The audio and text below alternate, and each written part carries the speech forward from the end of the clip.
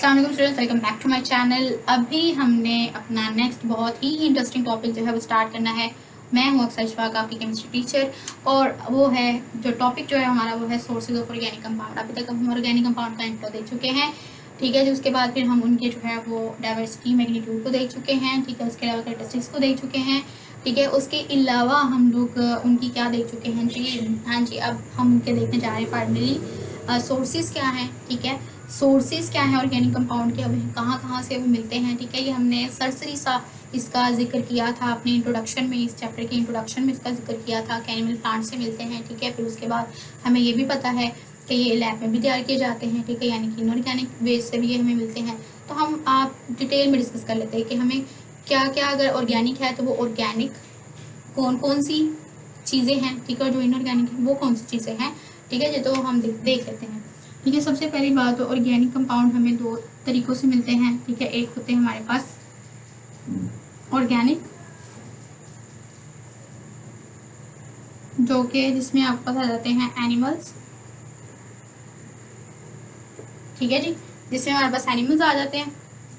दूसरे होते हैं जी हमारे पास इनऑर्गेनिक या फिर नॉन लिविंग, जिसको आप लोग बोल सकते हो, ठीक है। ऑर्गेनिक यानी कि लिविंग एनिमल्स भी, और साथ में हमारे पास आ जाते हैं प्लांट्स भी, ठीक हो गया। एनिमल्स, लिविंग और प्लांट्स जो हैं, ठीक है, यानी कि यहाँ पे ऑर्गेनिक के दो मेन सोर्सेज है ना हमारे पास।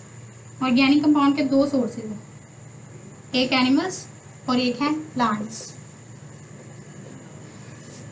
नाम लिखने के चक्करों में मैंने वो मिक्स कर दिया, ठीक है। तो यहाँ पे लिखो एनिमल्स और ये है हमारे पास प्लांट्स, ठीक है। दो मेन सोर्सेज है।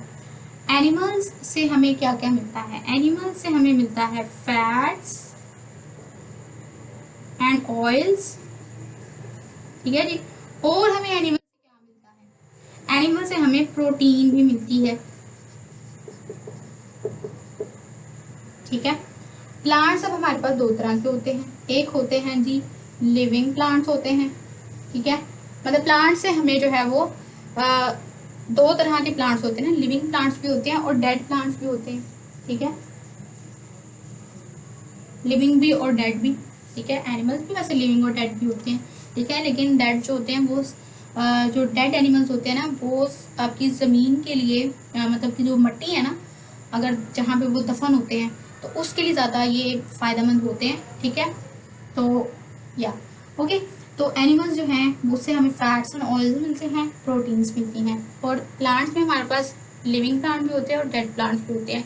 जो लिविंग प्लांट है ना, ठीक है, उससे हमें ऑर्गेनिक कंपाउंड किस तरह के मिलते हैं, ठीक है। और जो नॉन लिविंग है यानी कि जो डेड प्लांट्स हैं, जो कि झड़ गए, जिनके पत्ते जो ख़त्म हो गए हैं, बिल्कुल डेड हो गए हैं, प्लांट नीचे गिर गए हैं, धंस गए हैं ज़मीन के अंदर, उनसे हमें कौन से ऑर्गेनिक कंपाउंड मिलते हैं? तो फैट्स एंड ऑयल्स हमें जो एनिमल से मिलता है उसमें कौन कौन सी चीज़ें आ जाएंगी? उसमें बटर आ जाएगा, उसमें जो है चीज़ आ जाएगी, ठीक है।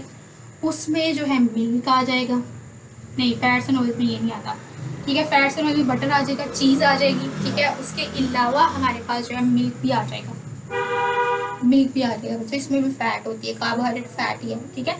तो फैट्स एंड ऑयल्स से हमें, एनिमल से जो फैट्स एंड ऑयल मिलती है उसके सोर्सेज क्या क्या हैं? बटर से हमें फैट मिलता है, ऑयल मिलता है, चीज़ से हमें फैट मिलता है, ऑयल मिलता है, और उसके अलावा मिल्क यानी कि दूध से हमें फैट मिलता है और ऑयल मिलता है। चीज़ मतलब कि जो पनीर होती है ना वो, ठीक है, जो दूध से ये सारी चीज़ें वैसे बनती है, बटर भी, चीज़ भी और मिल्क भी, ठीक है। इसी तरह से प्रोटीन, प्रोटीन हमें एनिमल से कैसे मिलती है? हम लोग जो क्या खाते हैं, मीट खाते हैं, मटन खाते हैं, फिश खाते हैं, ठीक है। इसके अलावा और भी कई सारे जो है वो मतलब कि कई तरह के गोश्त आप लोग खाते हो, जैसे कि चिड़े खाते हो, गुजरावाला के चिड़े बहुत मशहूर हैं, ठीक है। उसके अलावा कढ़ाई गोश्त होता है, ठीक है, यानी कि बिरयानी बहुत मशहूर होती है, वो पुलाव होता है, ठीक है। डिफरेंट तरह के जो आप लोग, जैसे कि हमने बीएड किया था ना, तो हमारे सर ने हमें बताया था कि वाइट मीट भी होता है, रेड मीट भी होता है। वाइट मीट यानी कि जो मटन वगैरह ये सारा मतलब रेड मीट बीफ वगैरह में आ जाता है सारा, और जो होता है ना रेड मीट, ये जो मीट होता है ना, ये होता है वो जो चिड़ियाँ नहीं होती, ठीक है, चिड़े चिड़े जो खाते हैं, ठीक है, उनको रेड मीट बोला जाता है। अगर मैं करेक्ट हूँ तो मुझे कमेंट में ज़रूर बताइएगा, ठीक है। तो प्रोटीन हमें जो मिलती है एनिमल से, जो प्रोटीन हमें मिलती है, ठीक है, वो किन सोर्सेज से मिलती है? मीट से मिलती है, मटन से मिलती है, फिश से मिलती है, ठीक है। अब जो मीट और मटन में फ़र्क क्या है, ठीक है। मीट जो है वो एक जनरल टर्म है, ठीक है, जनरल टर्म है फॉर ऑल एनिमल फ्लैश, ठीक है, सारे के सारे एनिमल, जितनी भी तरह का एनिमल फ्लैश है ना, ठीक है, मतलब कि जानवरों से मिलने वाला हर तरह का गोश्त वो मीट में आता है, ठीक है। और जो मटन होता है ना, वो जो बकरे का, ठीक है, जो भेड़ का, बकरे का गोश्त होता है ना, उसको मटन बोला जाता है, ठीक है। और उसके बाद फिश का तो आपको पता ही है, ठीक है जी। उसके बाद फिर हमारे पास आ जाते हैं लिविंग प्लांट्स। लिविंग प्लांट से हमें क्या क्या चीज़ें मिलती हैं? लिविंग प्लांट से हमें मिलती है प्रोटीन, हमें प्रोटीन मिलती है लिविंग से, ठीक है। हमें जो है वो ये फैट्स एंड ऑयल्स भी मिलते हैं, मतलब कि ऑयल्स मिलते हैं हमें, ठीक है। उसके अलावा हमें लिविंग से और क्या मिलता है? ऑयल्स, प्रोटीन्स, कार्बोहाइड्रेट्स, ठीक है। और हमें लिविंग से क्या मिलता है? कार्बोहाइड्रेट्स, वाइटामिन्स, ठीक है, ठीक है।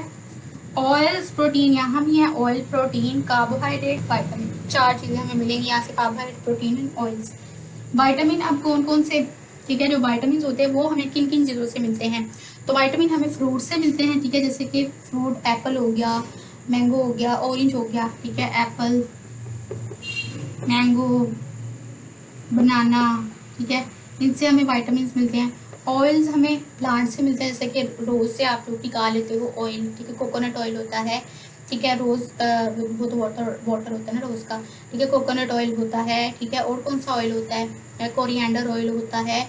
उसके अलावा जो सरसों होता है उसको क्या बोलते हैं? मस्टर्ड ऑयल होता है, ठीक है। तो डिफरेंट टाइप्स ऑफ ऑयल्स जो हैं वो हमें प्लांट से मिलते हैं, ठीक है। उसके अलावा प्रोटीन हमें ये पल्सेस यानी कि जो दालें होती हैं, ठीक है, पल्सेस से हमें मिलता है, ठीक है।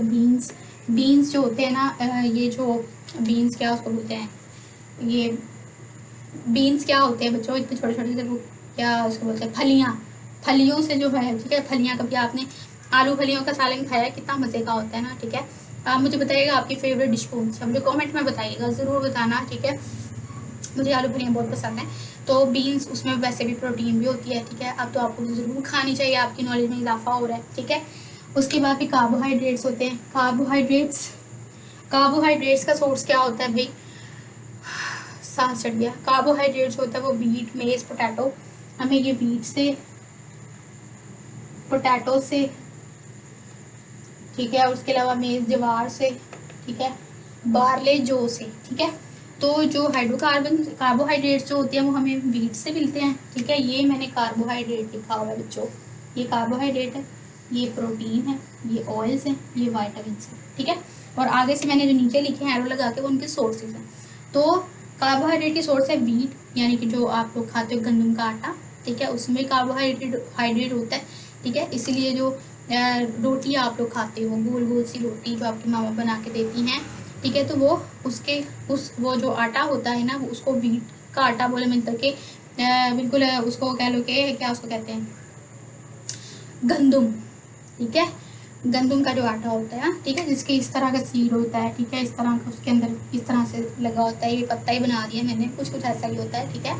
तो उसको पीस के जो है वो आटा बनाया जाता है, ठीक है।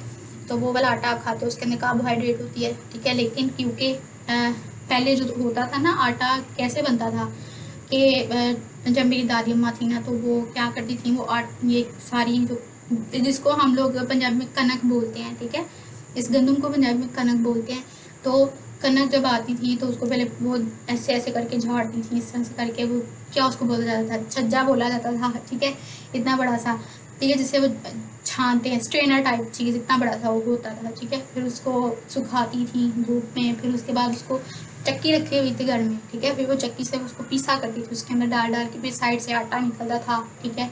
आटे को फिर हम गूंथते थे, और वही आटा जो था वो काफ़ी ज़्यादा ताकतवर होता था, ठीक है। काफ़ी ज़्यादा एक रोटी भी पूरी दिखाई नहीं जाती थी। लेकिन अब जो आटा है, जो आप लोग दुकान से लेके आते हो, बाज़ार से जो आटा लेके आते हो, कितना वाइट कलर का होता है। इवन के जो पीस के आता है वो कितना ब्राउन सा होता है, क्योंकि उसके अंदर सारे का सारा जो है ना दलिया भी, ठीक है, उसके अंदर जो है हर तरह का छोटा छोटा सा जो है ना मटेरियल, मतलब फाइबर्स वगैरह सारे उसके अंदर होते हैं। लेकिन जो हम लोग दुकान से लेके आते हैं उसमें से उन्होंने सारा कुछ निकाल लिया होता है। मैदा उन्होंने निकाल लिया होता है, उन्होंने जो है दलिया निकाल लिया होता है, जो जो इंपॉर्टेंट इंग्रेडिएंट्स है वो निकाल लेते, पीछे क्या बचता है, वाइट सा कुछ बच जाता है, वो हम खा लेते हैं रोटी समझ के, ठीक है। नहीं तो रोटी जो थी काफ़ी हैवी होती है, ठीक है, एक भी पूरी नहीं खाई जाती। तो मतलब इंटरेस्टिंग होगी ना बात, ठीक है, कि जो भी आपको मैं पढ़ाऊँ ना, आप उसको अपनी डेली लाइफ के साथ रिलेट करके देखो। और वैसे भी ऑर्गेनिक केमिस्ट्री का लेक्चर है, ऑर्गेनिक हम सब लिविंग हैं, हमारे आसपास की चीज़ें लिविंग हैं, ठीक है, सारे लिविंग नहीं हैं, ठीक है, इंसान लिविंग है, प्लांट्स लिविंग हैं, ठीक है, एनिमल्स भी लिविंग हैं। तो उनको ऑब्जर्व किया करो, अप्लाई करके देखा करो कि ये जो हमने आज बात पढ़ी है ये कहाँ अप्लाई होती है, ठीक है। तो इस तरह से आपको इंटरेस्टिंग लगेगी हर चीज़, ठीक है जी। तो यहाँ पे हम कार्बोहाइड्रेट की वीट यानी कि जो गंदम होती है वो, ठीक है, उससे भी कार्बोहाइड्रेट मिलता है, ठीक है। उसके बाद पोटैटो है, पोटैटो यानी कि आलू, आलू जो आप खाते हो उससे भी कार्बोहाइड्रेट मिलता है, ठीक है। मेज़, मेज़ यानी कि जो जौ होती है, ठीक है, बारले जो होती है, मेज़ यानी कि मकई, मकई से, ठीक है, जो छलियाँ आप खाते हो उसमें भी कार्बोहाइड्रेट होती है, ठीक है। उसके अलावा बारले लिखा हुआ है, बारले जो होती है वो जौ होती है, ठीक है, वो उसका भी आटा जो है वो यूज़ किया जाता है, ठीक है जी। ये जो मेज़ होती है, ये क्या उसको मकई का आटा, पता है, साग के साथ रोटी खाई जाती है मकई की, आटा गूंद के, कितना मज़ा आता है, ठीक है। इसी तरह से पोटैटो आलू के साथ, आलू चने आप लोग बड़े शौक से खाते हो, जैसे मैंने आलू की बनी हुई कितनी सारी आइटम्स होती हैं, सब्जी होती है, चाट होती है, कितना कुछ होता है। तो इनमें भी कार्बोहाइड्रेट्स होते हैं, ठीक है। तो कार्बोहाइड्रेट्स होते हैं बेसिकली फैट्स से होते हैं, आपकी बॉडी को थोड़ा सा मोटा कर देते हैं, ठीक है, जबकि वाइटामिन होते हैं वो आपकी बॉडी के लिए हेल्दी होते हैं, ठीक है। अगर एक हद तक इन इंग्रेडिएंट्स को लिया जाए तो ये बेनिफिशियल है, अगर हद से ज़्यादा ले लिया जाएगा तो नुकसान है, ठीक है। इसी तरह से जो प्रोटीन्स हैं वो हम दालों से, बीन से लेते हैं। प्रोटीन तो हमारी बॉडी के लिए ज़रूरी ही है, ठीक है, हमारी बॉडी को स्ट्रॉन्ग करती है, स्ट्रेंथ देती है, ठीक है। तो इस तरह से उसके बाद डेड प्लांट्स होते हैं वो अब हमारे लिए क्या करते हैं, डेड प्लांट्स भी हमें ऑर्गेनिक कंपाउंड देते हैं, ठीक है, जैसे कि कोल हो गया, ठीक है, कोल हो गया, ठीक है। और उसके अलावा फिर है पेट्रोलियम हो गई और गैस, पेट्रोलियम गैस हो गई, ठीक है। अब कोल जो है ना, कोल कोल जो है वो हमें मिलती है डिस्ट्रक्टिव डिस्टिलेशन से। डिस्ट्रक्टिव डिस्टिलेशन, डिस्टिलेशन का एक बहुत ही इंटरेस्टिंग सा टॉपिक है, आगे जाके केमिस्ट्री में आएगा। डिस्टिलेशन मतलब कि आप एवेपोरेशन करवाते हो, ठीक है। सबसे पहले तो क्या होता है कि डेड प्लांट्स जो होते हैं ना वो ज़मीन के अंदर धंस जाते हैं, फिर कई साल गुजरने के बाद उसके ऊपर जो है उस डेड प्लांट के ऊपर मट्टी जम जाती है, उसके ऊपर बैक्टीरिया एक्ट करते हैं, ठीक है। फिर वो जो आपका डेड प्लांट है वो किस में कन्वर्ट हो जाता है, कोल के अंदर, मतलब कि इस तरह से कुछ पीट सा बन जाता है, एक मटीरियल सा बन जाता है, ठीक है, प्लांट से, ठीक है, एक मटीरियल से बन जाता है जिसको हम प्लांट नहीं बोल सकते, ठीक है, फोसल बोल सकते हैं, ठीक है, बाकियात बोल सकते हैं। तो क्योंकि उसके ऊपर बैक्टीरिया ने उसको डिकम्पोज कर दिया हुआ है, फिर हम उसको क्या करते हैं, खोद के निकालते हैं ज़मीन से, ठीक है। उसके बाद उसकी डिस्टिलेशन की जाती है, मतलब उसको ऊपर प्रोसेस किया जाता है डिस्टिलेशन का, यानी कि एवेपोरेशन वगैरह का प्रोसेस किया जाता है। और डिस्ट्रक्टिव डिस्टिलेशन मतलब कि हवा की गैर मौजूदगी में इसको हीट अप किया जाता है कोल को, ठीक है। जो हमें ज़मीन से कोल मिला है ना प्लांट के डिकम्पोज होने के बाद, उसको हम फिर डिस्ट्रक्टिव डिस्टिलेशन यानी कि हवा की गैर मौजूदगी में उसको हीट अप करते हैं, जिससे वो हमें हमारी मज़ीद जो है नेक्स्ट प्रोडक्ट्स डिफरेंट टाइप के ऑर्गेनिक कंपाउंड देता है, ठीक है। इसी तरह से जो पेट्रोलियम गैस है, पेट्रोलियम जो गैस होती है ना, इसका जो प्रोसेस ये जो हमें मिलती है डेड प्लांट से, वो कैसे मिलती है, ये हमें मिलती है जी फ्रैक्शनल डिस्टिलेशन से। फ्रैक्शनल डिस्टिलेशन मतलब कि फ्रैक्शनल डिस्टिलेशन में क्या किया जाता है कि जो आपका कोल होता है ना, ठीक है, उसको मज़ीद प्रोसेस उसके ऊपर किया जाता है, उसको और ज़्यादा डिस्टिल किया जाता है, फ्रैक्शनल डिस्टिलेशन के प्रोसेस से गुजारा जाता है, जिसमें क्या होता है कि एक रिफाइनिंग प्रोसेस होता है, ठीक है, जो कि इंडस्ट्रियल स्केल में होता है, ठीक है। फैक्ट्रीज में पेट्रोलियम को सेपरेट किया जाता है, ठीक है। इसमें से पेट्रोलियम को जो है, जो आपका कोल आपको मिला उसमें से पेट्रोलियम को सेपरेट कर लिया जाता है, फ्रैक्शन बना ली जाती है, मतलब कि क्या उसको फ्रैक्शन मतलब पार्ट्स बना लिए जाते हैं, ठीक है, कि पेट्रोलियम उसमें से निकल जाए, डिस्टिलेशन ही हो रही है ना, फ्रैक्शनल डिस्टिलेशन, उसमें उसका पार्ट बना लिया, उसको एवेपोरेट कर लिया, तो हमारे पेट्रोलियम गैस जो है वो निकल आती है। ठीक है, तो इस तरह से होता है। तो कोल की डिस्ट्रक्टिव डिस्टिलेशन से भी हमें काफ़ी ज़्यादा इम्पोर्टेंट ऑर्गेनिक कंपाउंड मिलते हैं, जैसे कि आपके पास जो है वो अमोनियम लिकर है। ठीक है, अमोनिकल लिकर होता है एक, ठीक, कोल तार होता है। ठीक है, कोक होता है, कोल तार होता है, अमोनिकल लिकर होता है। अब अमोनिकल लिकर क्या होता है कि जो अमोनिया के साथ पानी मिक्स हो जाए तो उसको अमोनिकल लिकर बोलते हैं, अमोनियम हाइड्रोक्साइड को अमोनिकल लिकर बोलेंगे। ठीक है जी, तो इसके डिस्ट्रक्टिव डिस्टिलेशन से हमें अमोनिकल लिकर को कोल तार मिलता है। ठीक है, और इसके बाद जो आपका पेट्रोलियम गैस है वो हमें मिलता है फ्रैक्शनल डिस्टिलेशन का प्रोसेस से। ठीक है, कि जो फ्रैक्शनल डिस्टिलेशन का प्रोसेस है उसके ज़रिए से मज़ीद हमें पेट्रोलियम गैस मिलती है कि जो हमारी कोल है उसी के ऊपर फ्रैक्शनल डिस्टिलेशन करें तो आपके पास डिफरेंट फ्रैक्शंस बन जाएंगी। ठीक है, जिससे आप लोग डिफरेंट टाइप का जो है वो पेट्रोल निकाल सकते हो। जैसे कि पेट्रोल है, पेट्रोल अभी एक तरह का दुनिया, डीजल भी है, पेट्रोल भी है। ठीक है, उसके अलावा इंजन ऑयल है। ठीक है, काफ़ी सारी डिफरेंट टाइप्स का जो है वो आप लोग अपना अपना प्रोडक्ट निकाल सकते हो इस सारी प्रोसेस से। बिल्कुल इसी तरह से इसकी एग्जांपल आप लोग ले सकते हो, कॉमन एग्जांपल आप लोग इसकी इस तरह से ले सकते हो कि जैसे होता है ना, क्या उसको बोलते हैं, माइनिंग का प्रोसेस, गोल्ड की माइनिंग। गोल्ड तो ठीक है, जैसे कि गोल्ड हो गया। ठीक है, तो गोल्ड जैसे उसकी कितनी सारी ज्वेलरी होती है, उसके ब्रेसलेट्स होते हैं। ठीक है, उसकी फिर कानों में डालने इयर रिंग्स होते हैं, सेट होता है पूरा। ठीक है, उसकी पायल होती है, कितना कुछ होता है। ठीक है, तो वो डायरेक्ट जो माइन से निकाला हुआ गोल्ड होता है ना, वो तो ऐसा होता है कुछ इस तरह का, मतलब टॉप की शेप में होता है। ठीक है, इतना सा टुकड़ा बड़ा सा पीस होता है, तो उससे ब्रिक्स भी बनाई जाती हैं, उससे ज्वेलरी आइटम्स भी बनाई जाती हैं। सेम एज इट कोल को निकाला जाता है ज़मीन से। ठीक है, जो कि डेड प्लांट से बना है, उसके ऊपर डिफरेंट प्रोसेस किए जाते हैं, जैसे कि डिस्ट्रक्टिव डिस्टिलेशन हो गया, फ्रैक्शनल डिस्टिलेशन हो गया, जिससे हमें हमारी रिक्वायर्ड प्रोडक्ट जो हमारी आज की ज़रूरत है, हमें पेट्रोल की ज़रूरत है, वो भी हम इनसे निकाल लेते हैं डिस्ट्रक्टिव ये प्रोसेस करके, फ्रैक्शनल डिस्टिलेशन वाला और डिस्ट्रक्टिव डिस्टिलेशन वाला। ठीक है, उसके अलावा हम लोग जो हैं डिफरेंट पेट्रोल्स निकाल लेते हैं। ठीक है, उसकी डिफरेंट टाइप्स बना लेते हैं जो जो हमें चाहिए आज के अपनी ऑटोमोबाइल्स के लिए।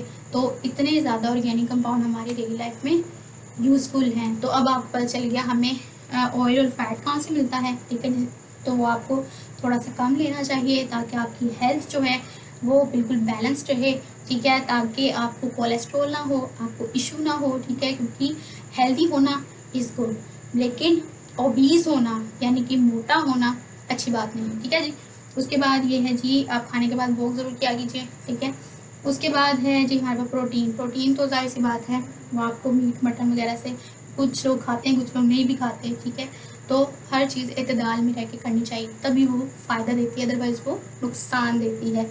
आई होप आपको लेक्चर अच्छा लगा होगा, और वीडियो अच्छी लगी हो तो बिल्कुल इसको लाइक, शेयर और कमेंट ज़रूर कीजिएगा। मुझे बताइएगा अपना फीडबैक। मुझे ये ज़रूर बताइएगा कि आपको जो है वो साग और ये जो मेज़ होता है, ठीक है, इसमें कार्बोहाइड्रेट होता है। ठीक है, मकई का जो आटा होता है, कोई चावलों के आटे के साथ भी साग खाते, तो मुझे बताना कि आपको पसंद है। ठीक है, जिसको पसंद है वो लाइक भी ज़रूर करें और मुझे कमेंट में भी ज़रूर बताएं, मैं उनको छोटे छोटे से हार्ट्स दूँगी। ओके जी, तो नेक्स्ट लेक्चर्स में मिलते हैं, तब तक के लिए thank you so much and take care.